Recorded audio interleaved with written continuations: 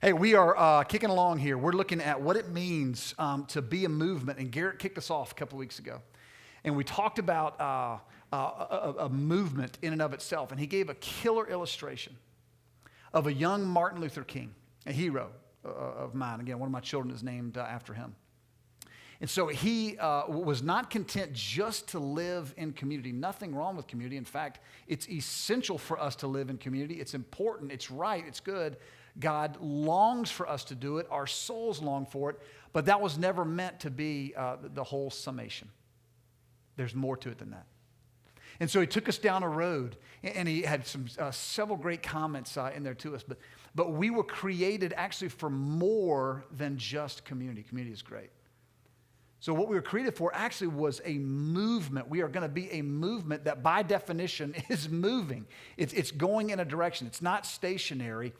It starts here, but it moves. And then we said last week, what is that movement to be? And we said it's a gospel movement. And so we made a comparison. We can either be a movement of people that tries to rally the troops and try to get folks to just live better. And let's just improve the world that we're in. And so we'll leave it in a better place, much like the Boy Scouts do every time they go somewhere and go, we're just going to leave it better than we found it. And in many ways, that's some good things that are happening there. But it's woefully short of what it is that God's called us to. He's called us to be a gospel movement. A gospel movement is one that by definition, we look up and we say, God, I just can't.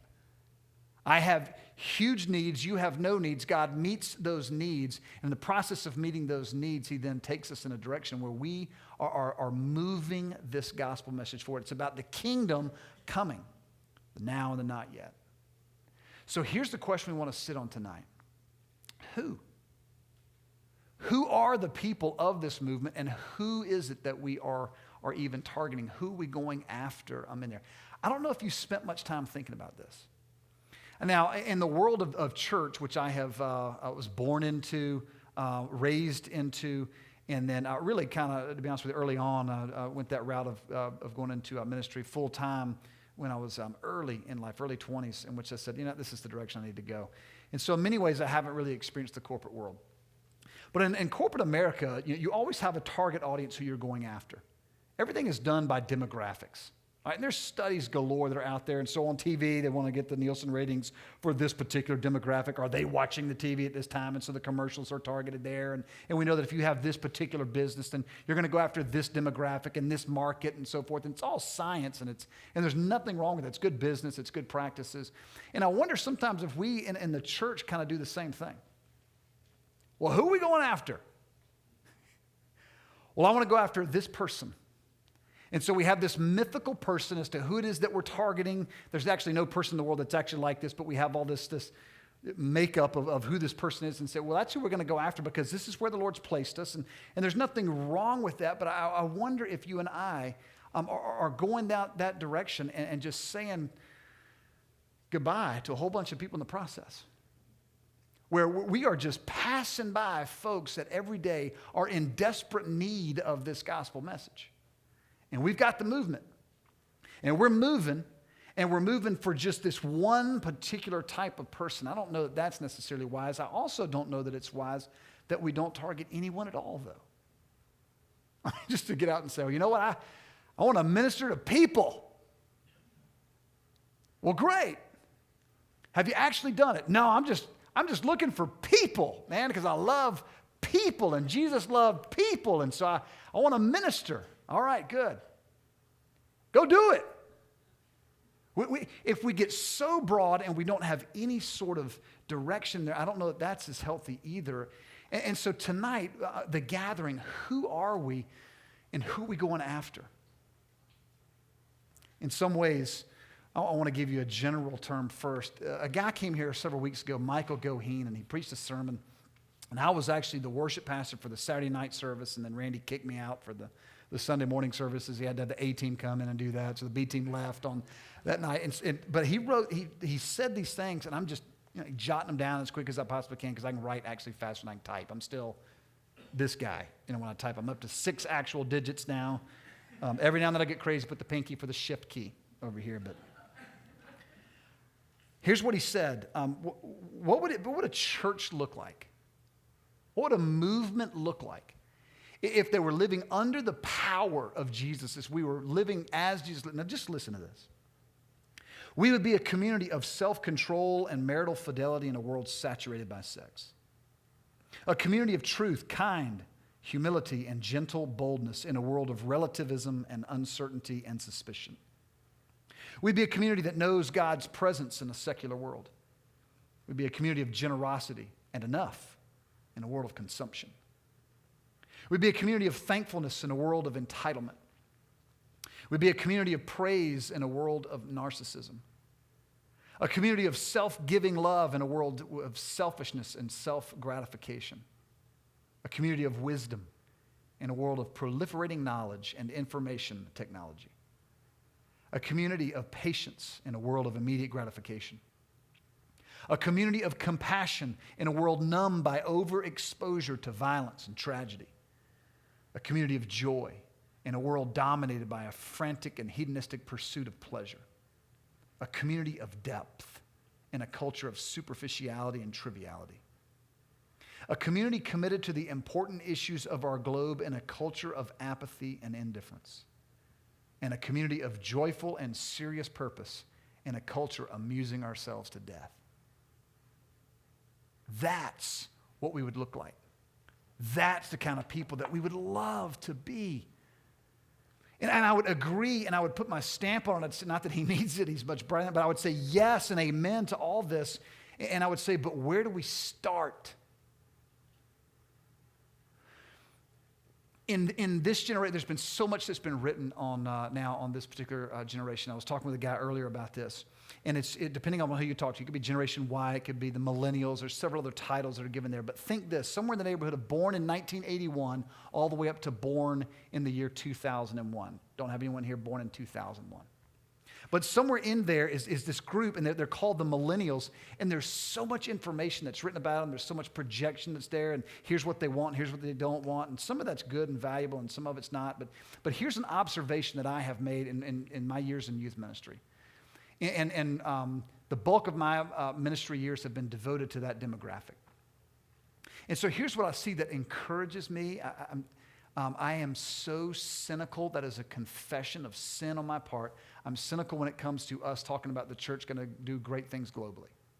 All right, I've experienced us in America long enough. And anyway, what I get so pumped about is when I look at these millennials or Generation Y or whatever label we want to put on them, I go, you guys really believe you can change the world? Because you really believe that the small steps that you will take will make a difference. And I say, yes. You're actually doing, my generation went back and went, there's nothing we can do. This world is just so screwed up, it doesn't matter. And then we'd kind of give the bird to everybody else in the world, and we'd kind of turn around and go do our own thing. Right?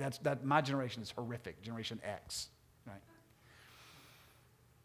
Here's what I've noticed, though. We do a great job of rallying the troops, of awareness, of et cetera, but I find oftentimes we just don't know how to start and minister to the person next door. Who are we going to go after? I want to read to you a passage of Scripture, and I think this will make things much clearer for us. But let me give you just a quick defining of the gathering. Now, we met several months ago as we were talking about the gathering and the leadership here, and this is not thus saith David, this is thus saith you, the folks in the gathering. We want to be a movement, a gospel movement that's going after the people in Atlanta that are in their 20-somethings. Now, if you're in your 30s, are you excluded? No. If you're pre-20, are you excluded? No. We're saying who we're going after primarily is those that are in their 20s. And the reason is this: the church, by and large, has whiffed on the 20s. It's been a big miss. People like me missed it. So what we are saying is, what if we went after the 20-somethings in Atlanta? And not just the formal church, not just the people that are up on the stage. What if it was us that was saying we want to go after a whole generation that by and large is being left behind, they're being forgotten, they're being overlooked, and said, let's go, let's get after it. What would that look like? One more thing. I want to get in this passage. I think that we all have a tendency to limit our love. We limit our love to God. Nobody really loves the Lord with all of their heart, soul, mind, and strength, right? By definition, that's sin. We get that. But I think we also limit our love to our neighbor. And we define our neighbor as those that we want to define them by. And so we read the demographic studies, nothing wrong with that. And we draw a little map right around here. I'll pick on perimeter since I'm a part of perimeter. We draw a little map and we say, well, you know what? These are the people that we're going to go after right here in this demographic right here. And if you don't fit in that, then I'm not really going after you. And the reason I'm going after you is because really you look and smell and talk and act a whole lot like I do. Jesus, in Luke chapter 10, is asked an interesting question by an expert in the law. Luke 10, I'm going to begin reading in verse 25. And behold, a lawyer stood up to put him to the test, saying, Teacher, what shall I do to inherit eternal life? Now, it's a great question. It's a question that we all should be asking. And I really believe that virtually every human being that has ever lived asks this question at some point. Now, we may define it differently depending upon different religions, but everyone at some point is asking, what does eternal life look like? What do I got to do to get what it is that I really want deep down in my soul? Teacher, what must I do to inherit eternal life? And he said to him, well, what's written in the law? How do you read it? And he answered, you shall love the Lord your God with all your heart and with all your soul and with all your strength and with all your mind, and your neighbor as yourself. He takes two passages. He takes one in Deuteronomy, he takes one in Leviticus. He puts them together, which was not an uncommon thing back then. It wasn't just Jesus that was declaring this. There were others that were saying that this was the summation of the law. Jesus had taught this on multiple occasions, though. And so he already knows what Jesus is going to say. He already knows what the correct answer is that he needs to give. And so he gives the correct answer. Jesus says, you have answered correctly. Do this and you will live. But he, desiring to justify himself, said to Jesus, and who is my neighbor? Now this is a great question. And this is the great revealer of where his heart is right now. He knows the answer is to love my neighbor. I know I need to love God with everything that I have. And what he probably should have done at that moment had he just said, and by the way, Jesus, I don't even do that. I want to, but I don't do that. I think Jesus' response to him would have been the gospel message.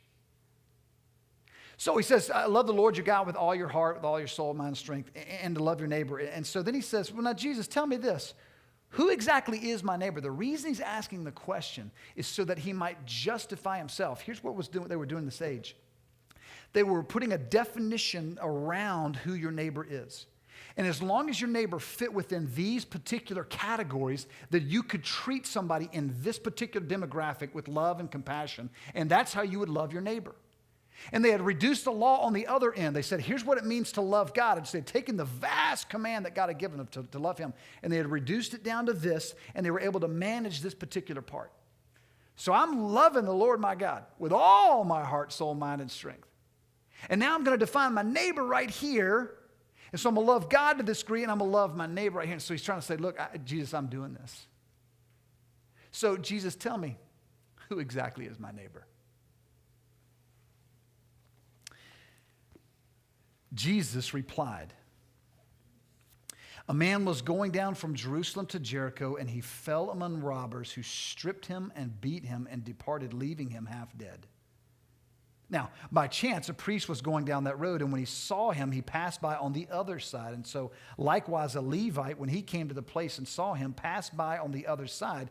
But a Samaritan, as he journeyed, came to where he was, and when he saw him, he had compassion. And he went to him and bound up his wounds, pouring on oil and wine. And then he set him on his own animal and brought him to an inn and took care of him. And the next day he took out 2 denarii and gave them to the innkeeper, saying, take care of him, and whatever you spend, I will repay you when I come back. Which which of these three do you think proved to be a neighbor to the man who fell among robbers?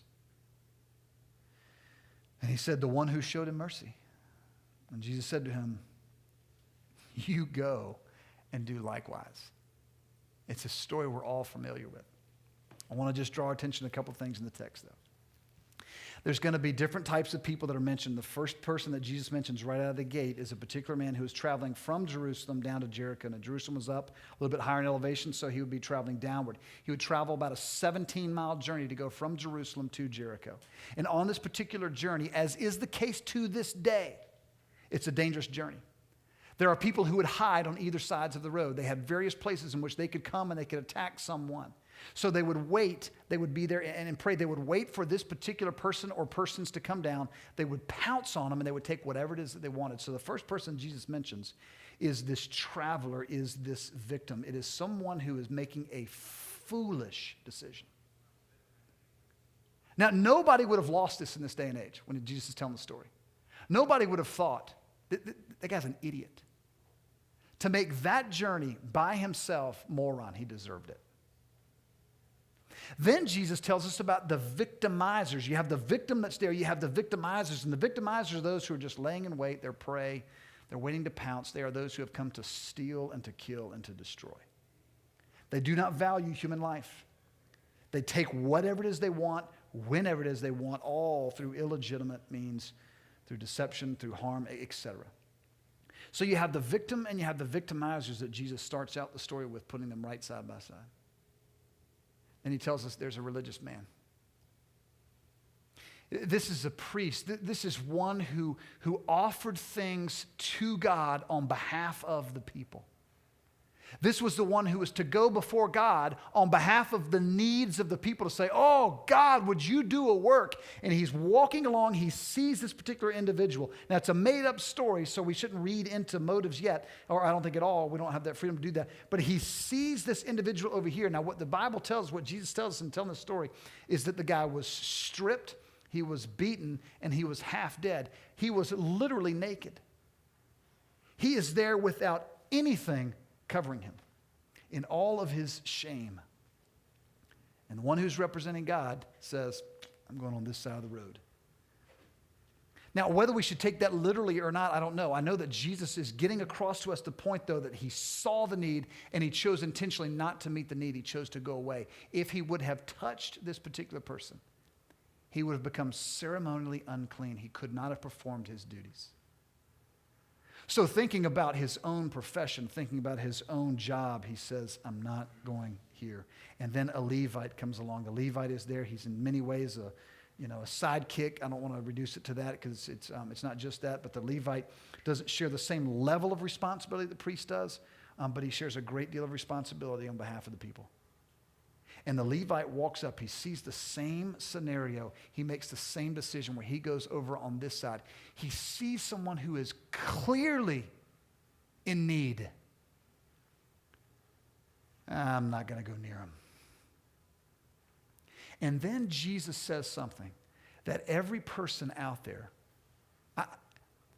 my guess is that little, in cartoons, that whole red thing when it come up, steam comes out of it. That's what's going on when Jesus shares the next part. And then a Samaritan comes. And the Samaritan sees the naked, beaten, half-dead man. And then it says he goes to him. He doesn't go away. He moves in closer. He sees the shame. He sees the filth. He sees the poor decisions. He sees it, and he moves toward this particular individual. And it says that he moves toward him in compassion. This is showing great pity upon him, meaning he sees this particular individual not as just a theological puzzle, not as just a mess. He sees this as a real person with real needs who needs help, and so he goes to him. And he cares for him. It says that he actually binds up his wounds. He actually treats him right there on the spot. And then he puts him on his own animal. Now, we don't know what he was doing. We don't know where he was going, but we know he goes out of his way and he sacrifices something at this particular point.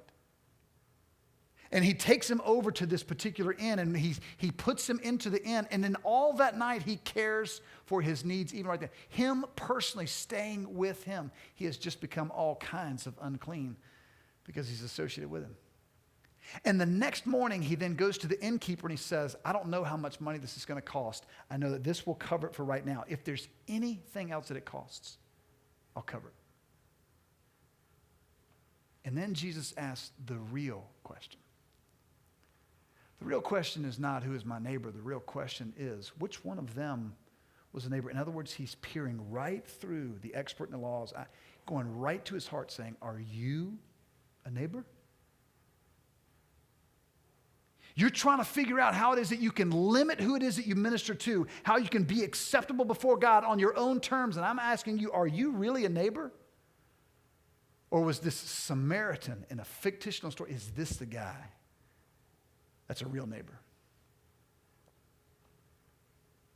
I can't help but think in here that this is just me in so many ways.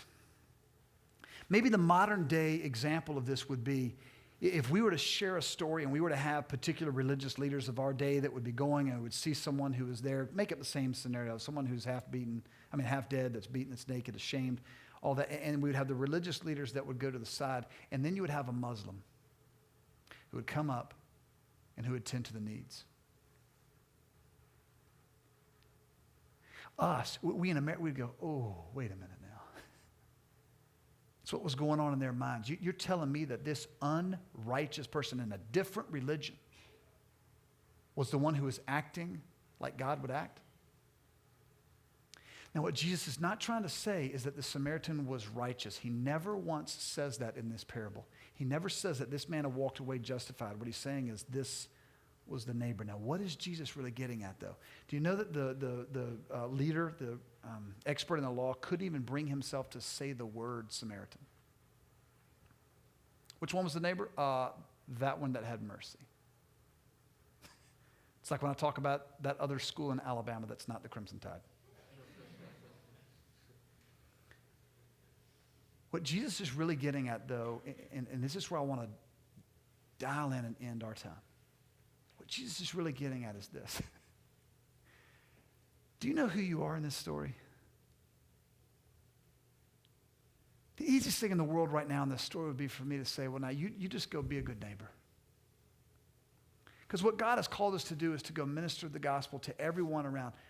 What Jesus is really getting at is this. You and I are the one who has been beaten, who is left half dead, who is naked in all of our shame. We are the one who the thief came to kill and steal and destroy. And he has in many ways had his way with us. With all temptation, he's brought it to us. It's looked good. We've bought into it. We have fallen down. And the religions of the day have gone by the other side. They are not offering any help. But Jesus took the risk to go from heaven down to earth, the one who was rejected by all the religious leaders of the day. He comes down, he sees us in our condition, and he moves towards us. And he comes in compassion, and he becomes ceremonially unclean, so much so that he had to die a death on a cross. He takes our shame and in exchange gives us his righteousness. He takes our filth and in exchange gives us his cleanliness. He takes our desperation and in turn gives us his hope. He takes upon us, he gives to us what it is that we need, and he stays with us, and he pays whatever debt is necessary so that you and I might be made whole again.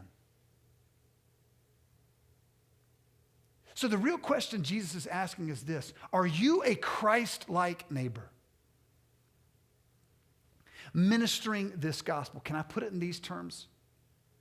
Every day when you walk past the 20-somethings of Atlanta, every day do you see a person with a filthy mouth? Do you see a person who is making stupid decisions? They are bringing themselves on this. Everyone around says you are deserving of what it is that you have gotten. Or do you find yourself now moving towards them because you are so compelled? Because of what Christ has done on your behalf, you must move forward. You know they're dying. You know they are in desperate need of hearing this message of the good news of Jesus. And you meet their needs. Or do you and I say, I love my church, and I love getting my worship on. I love hanging out with my small group. I love doing our thing. I love this community that we are a part of, but I don't know that I necessarily want to be a part of a movement that's going to go in this direction and actually verbally proclaim to other people what it is that they need, because it may be offensive. Randy has said this for many, many years, and I buy it. I won't give you the whole illustration, but if you in your heart really believe someone was going to die, a physical death, unless you shared something with them, would it be loving or unloving to not share that with them? If you and I are convinced of this gospel message, the most loving thing we can do is to move towards people who are naked, who are ashamed, who are beaten, who are left for dead, and to point them to Jesus, because that's what he did with us. Who are we? We're the ones that have been mugged. We're the ones that have been beaten. We're the ones that have received mercy. Who do we want to go to? Those just like us. Are you a Christ-like neighbor? Let me pray.